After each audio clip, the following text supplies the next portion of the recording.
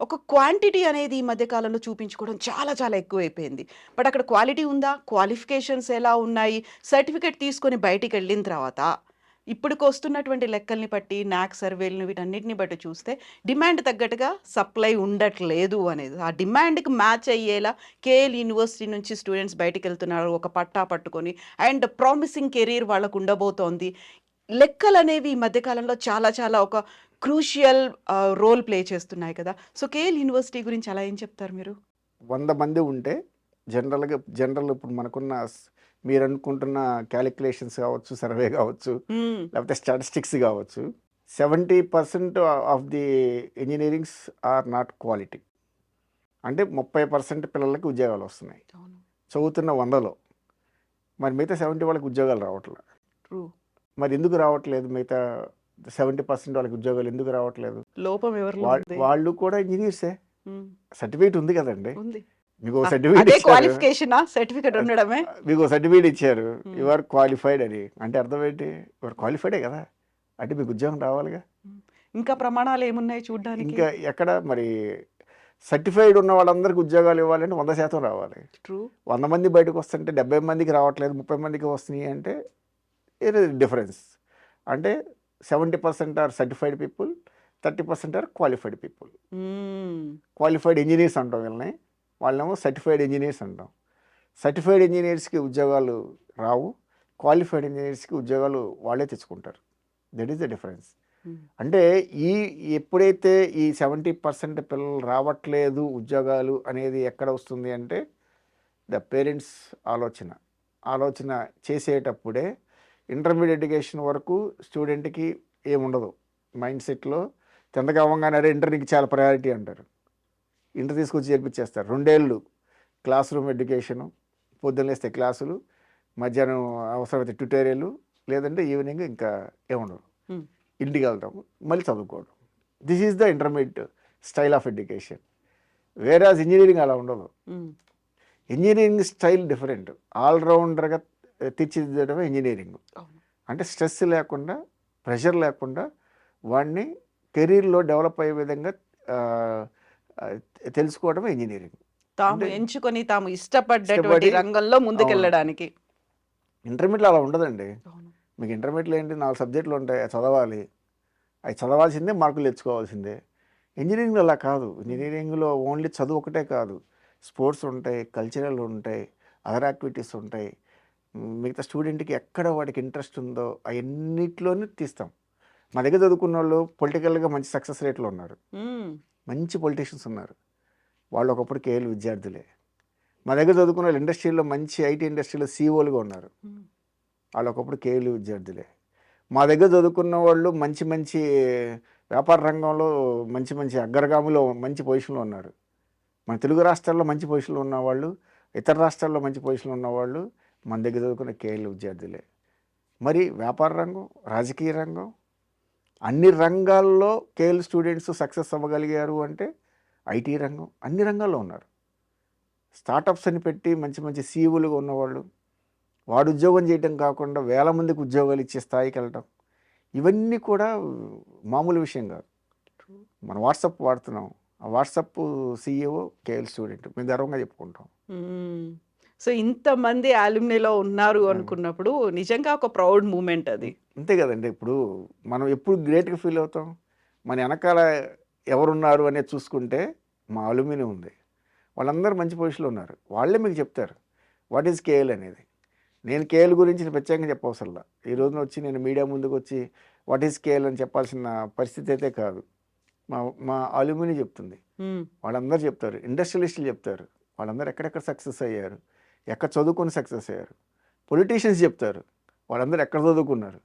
Politician ఉద్యోగం చేయకుండా పాలిటిక్స్‌లోకి వెళ్ళగలిగాడు అంటే ట్రూ. ఇక్కడ ఇక్కడ యూజువల్‌గానే ఓ ఇక్కడ పొలిటీషియన్స్ నేర్చుకోబట్టే కదండీ. పొలిటీషియన్స్‌కి ఆ! పెద్దగా చదువుండదు అనుకున్నారు. ఆ! అంత చదువు చదివిన ఆ! తర్వాత వాళ్ళకున్నటువంటి ఎక్స్‌పీరియన్స్‌తో, ఉన్నటువంటి నాలెడ్జ్‌తో ప్రజల్ని అర్థం చేసుకొని సమాజం కోసం వర్క్ చేయడము అనేది నాట్ దట్ ఈజీ థింగ్. ఇది అంటే ఇక్కడంతా కొంత నేర్పబట్టే కదా ఆ ట్రూ. క్వాలిటీ వస్తుంది. ట్రూ. అంటే ఇట్లాగా స్టూడెంట్స్, పేరెంట్స్ కలిసి ఆలోచన చేయాల్సింది ఏంటంటే ఇక్కడ ఈ 4 ఇయర్స్ వాళ్ళ కెరీర్‌కి సంబంధించింది. అంటే ఇంటర్మీడియేట్ వరకు ఒక స్థాయి.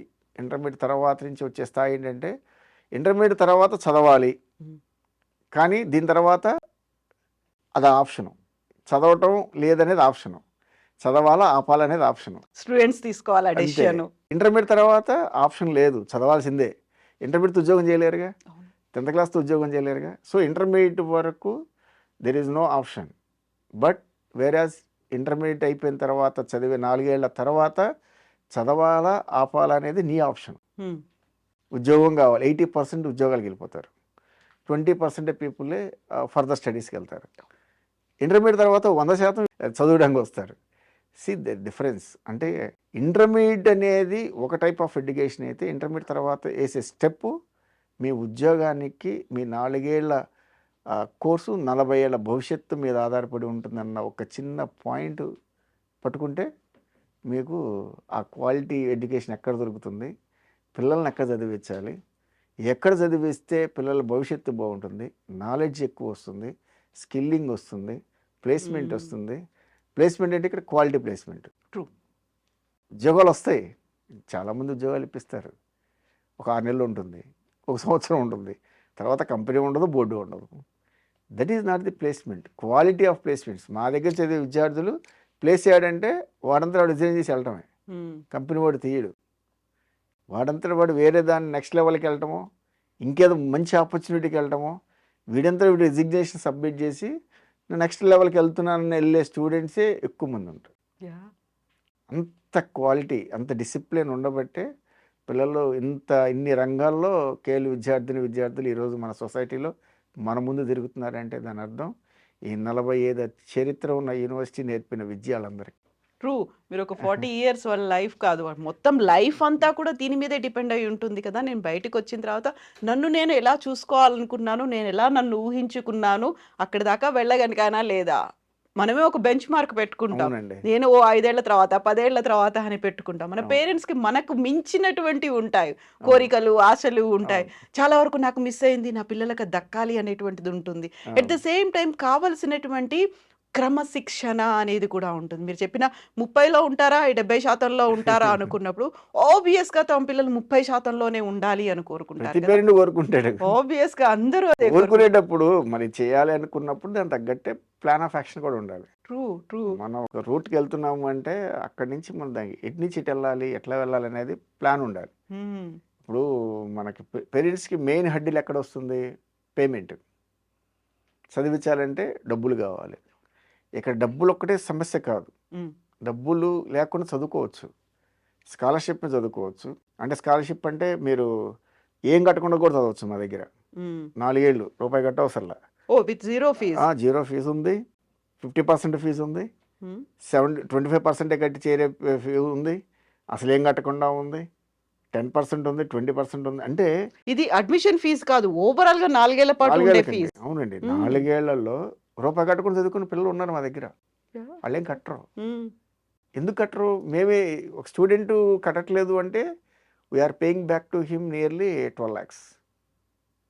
12 lakhs మేము స్టూడెంట్కి ఇస్తున్నట్టే లెక్క. ఇన్వెస్ట్ చేస్తున్నారు మీరు కూడా. Not only parents. దేనికి ఇస్తున్నాం? 12 lakhs స్టూడెంట్ మీద పెట్టుబడి పెట్టాల్సిన అవసరం ఉంది. చదువుకుంటే ఉద్యోగం వాడికి వస్తుంది, వాళ్ళ ఫ్యామిలీ బాగుంటుంది, యూనివర్సిటీకి బెనిఫిట్ ఏంటి? నథింగ్. అంటే మనం సొసైటీకి ఎంతో కొంత సర్వీస్ చేయాలి. Giving back to the society. Yes. ఎట్లాగా క్వాలిటీ. జేఈలో 95% ఉంటే ₹1 కట్టవసరం మా దగ్గర 4 ఏళ్ళు. ఇక్కడ మేము మొదటి నుంచి చెప్పేది స్టూడెంట్కి పేరెంట్స్ ఒకటే, మీరు కేఎల్లో చదవాలి అంటే కేఎల్ కానీ ఏదన్నా మంచి ఒక యూనివర్సిటీలో మీరు చదివించాలనుకున్నప్పుడు బోల్డ్ ఆప్షన్స్ ఉంటాయి. ఆ ఆప్షన్స్ చూడండి. మీరు డెసిషన్ వెంటనే తీసేసుకోబాకండి. ఎట్లా మన అబ్బాయిని కేఏలో చదివించాలనుకుంటున్నాం, అక్కడ ఏంటి ఆప్షన్ ఏముంది? ఎంట్రన్స్ రాయలేదు, బై మిస్టేక్ రాయలేదు, ఒకళ్ళు రాసాడు, ర్యాంక్ రాలా, వచ్చింది, పెద్ద ర్యాంక్ వచ్చింది, ఎక్కడో జాయిన్ అవ్వాలి వెళ్ళి. ఎక్కడో కాదు, స్కాలర్షిప్ రాదు. మన ఎంట్రన్స్ ఎగ్జామ్ రాస్తే మంచి ర్యాంక్ రాకపోతే స్కాలర్షిప్ రాలేదు, సరే ర్యాంక్ పక్కన పెడతాం, ఇంటర్మీడియట్ మార్కులు తీస్తాం. ఇంటర్మీడియట్ మార్కులు మంచి పర్సంటేజ్ ఉందనుకోండి, అందులో స్కాలర్షిప్ ఇస్తాం. ర్యాంకు రాలేదు, ఇంటర్మీడియట్ మార్కులు లేవు, జేఈలో టాపర్ ఉంటారు. మీకు ఆశ్చర్యం వేస్తుంది, ఇంటర్మీడియట్లో 65% ఉంటుంది, జేఈలో 96% ఉంటుంది. అది ఎలా సాధ్యమైంది? మీరు నమ్ముతారా? అలాంటి పిల్లలు బోల్డ్ మంది చూసాం మేము. ఇంటర్మీడియట్ పర్సంటేజ్ ఎక్కువ ఉండదు, 65, 70 ఉంటుంది. కానీ జేఈ వచ్చేపాటికి వాళ్ళు రాస్తే ఎగ్జామ్ రాస్తే వాళ్ళకి వచ్చే పర్సంటేజ్లు 96, 97, 98, 99 వస్తాయి. అంటే స్టూడెంట్ ఫోకస్డ్గా దాని మీద ఉన్నాడు, కాంపిటేటివ్ స్పిరిట్ అనేది అక్కడ అక్కడ కనిపిస్తుంది. దానికి హై ప్రయారిటీ ఇస్తాం. ఇంటర్మీడియట్ ఎడ్యుకేషన్ జనరల్గా అందరు చదివేదే. మరి జేఈ 10 లక్షల మంది రాస్తారు, దాదాపు 10 కాదండి 13 లక్షల మంది రాస్తారు. దేశవ్యాప్తంగా 13 లక్షల మందిలో నుంచి 95% రావటం అంటే ఇట్స్ ఎ టఫెస్ట్ జాబ్, అంత ఈజీ కాదు. అంటే ఎంత సబ్జెక్టు ఎంత నాలెడ్జ్ ఉంటే అది ఆ పర్సంటేజ్ వస్తుంది. Fast track your career with programs tailor-made for the industry. Super dream dream 2 ఉంటాయి కేఎల్లో. Dream companies, super dream companies ఉంటాయి. ఓకే. డ్రీమ్ అంటే 20 లోపు, సూపర్ డ్రీమ్ అంటే 20 అబవ్. డ్రీమ్ అంటే 10, సూపర్ డ్రీమ్ అంటే 20 అబవ్, 20 lakhs అబవ్ ప్రయాణం. నీకు అందులో జాబ్ వస్తుంది, నువ్వు చదువుకో, జాగ్రత్త చదువుకో. ఇక్కడ నువ్వు నీకు స్ట్రెస్ ఉండదు, ప్రెషర్ ఉండదు. నిన్ను ఓన్లీ ఎడ్యుకేషనే కాదు, స్టడీస్ ఒకటే కాదు, నిన్ను అన్నిట్లో నీకు స్పోర్ట్స్లో యాక్టివ్ అయితే కనుక నీకు స్పోర్ట్స్లో ట్రైనింగ్ ఇస్తాం. నీకు మిగతా కల్చరల్ యాక్టివిటీస్లో యాక్టివ్ ఉంటే 72 హాబీ క్లబ్స్ ఉన్నాయి. 72 హాబీ క్లబ్స్ ఉన్నాయండి. వాళ్ళ చాయిస్ అంటే అన్ని ఇంక్లూడ్ అయిపోయి ఉంటాయి అందులో. అన్నీ ఏదన్నా ఇంక్లూడింగ్ స్పోర్ట్స్ వేరే, హాబీ వేరే, మళ్ళీ అన్ని కలుపుకొని 72 హాబీ క్లబ్స్ ఉన్నాయి. అందులో స్పోర్ట్స్ కూడా కలిసే ఉంటాయి. ఓకే. మీరు ఏదన్నా తీసుకోవచ్చు. ఇందులో నుంచి మీరు కనీసం ఒక 10 తీసుకోండి, 10 ఇన్వాల్వ్ అవ్వండి. సబ్జెక్టులు ఎక్కడైనా మార్కులు తగ్గితే హాబీ క్లబ్స్ ద్వారా మీ క్రెడిట్స్ అక్కడ కలుస్తాయి. ఓకే. ఓకే. ఆ బెనిఫిట్స్ అండి, స్టూడెంట్స్కి ఇచ్చే బెనిఫిట్స్ అవన్నీ. అంటే ఇట్లాంటివన్నీ కూడా మీరు అందరూ అనుకుంటారు స్టూడెంట్స్ పేరెంట్స్ పక్క రాష్ట్రాలకు వెళ్ళిపోదాం, ఎంజాయ్ చేద్దాం. 4 ఏళ్ళు ఇంటర్మీడియట్ దాకా మనం చంపేశారు, పిండేశారు. ఇంటర్మీడియట్ తర్వాత కూడా ఏంట్రా బాబు ఈ గోల ఏంటి, కొంచెం ఫ్రీడమ్ కావాలి, కొంచెం ఫ్రీడమ్ కావాలి, ఫ్లెక్సిబిలిటీ కావాలి అని పేరెంట్స్కి దూరంగా వెళ్ళాలని ప్రయత్నాలు చేస్తుంటారు. ఫాదర్కి ఇంట్రెస్ట్ ఉండదు, మదర్ ద్వారా లాబింగ్ చేపిస్తారు. మదర్ ప్రెషరు ఫాదర్ మీద పెట్టిస్తారు, ఆటోమేటిక్గా ఒప్పేసుకుంటారు, వెళ్తారు. సక్సెస్ రేట్ ఎంత ఉంది క్యాలిక్యులేట్ చేసుకోండి. ఎంతమంది మన కల్చరు, మన ఫుడ్, మన నాలెడ్జి, మన క్వాలిటీ ప్లేస్మెంట్స్ ఇవ్వగలుగుతున్నారు. ఇట్లాంటివన్నీ కూడా మనం క్యాలిక్యులేట్ చేసుకోవాలి. చేసుకుంటే పిల్లలు భవిష్యత్తు ఎక్కడికైనా వెళ్ళొచ్చండి. ఇంత యూనివర్సల్ సిస్టంలో, గ్లోబలైజేషన్లో ఎవరు ఎక్కడికైనా వెళ్ళొచ్చు, ఎక్స్ప్లోర్ చేయొచ్చు. అదే ఎక్స్ప్లోర్ నీకు ఎక్కడికి వెళ్ళవలసిన ఇక్కడే ఉందని చెప్తున్నా. దేశం మొత్తం మీద 29 రాష్ట్రాలు ఉన్నాయి. 25 రాష్ట్రాల నుంచి పిల్లలు మా దగ్గర ఉన్నారు, ఇంక్లూడింగ్ జమ్మూ కాశ్మీర్.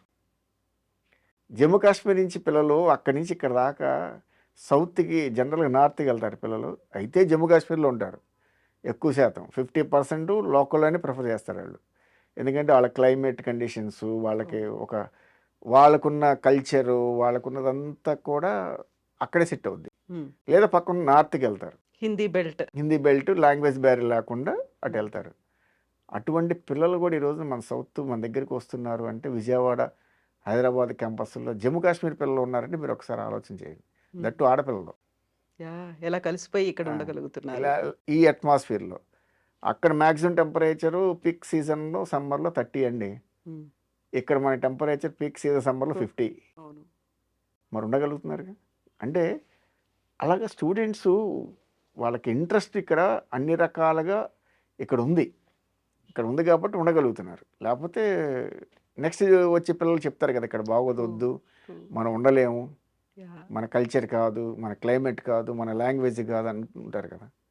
అంటే కమ్యూనికేషన్ స్కిల్స్ అనేది పక్క రాష్ట్రాలకి వెళితే వస్తుంది అనుకోవటం కరెక్ట్ కాదు అని నా ఉద్దేశం. కమ్యూనికేషన్ స్కిల్స్ అనేది మన తెలుగు రాష్ట్రాల్లో, మన యూనివర్సిటీ, మన ర్యాంకింగ్లో నెంబర్ 1 పొజిషన్లో ఉన్న మన యూనివర్సిటీలో 29 రాష్ట్రాల నుంచి పిల్లలు ఎక్కడున్నారు, 36 దేశాల నుంచి పిల్లలు ఎక్కడున్నారు.